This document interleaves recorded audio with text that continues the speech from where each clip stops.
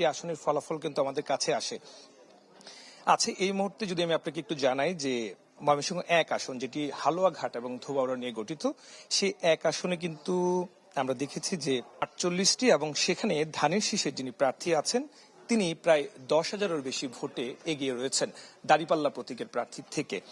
এর বাইরে ময়মনসিংহ 4 যে সদর আসন রয়েছে, ময়মনসিংহ 4 যে সদর আসন, সেখানে দাঁড়িপাল্লা এবং ধানের শীষের যিনি প্রার্থী আছেন সেই দুই প্রার্থীর মধ্যেই মূলত হাড্ডাহাড্ডি যে লড়াইয়ের জায়গাটা সেটি কিন্তু আছেন। যদিও যে ভোটের যে ফলাফল, সেখানে 179টি ভোট কেন্দ্র রয়েছে।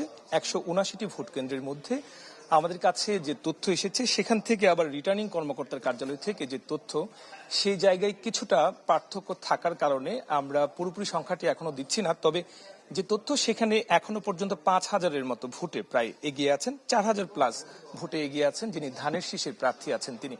তবে আরেকটি তথ্য জানিয়ে রাখি যে অন্যান্য যে সমস্ত আসন রয়েছে, সেই আসন থেকে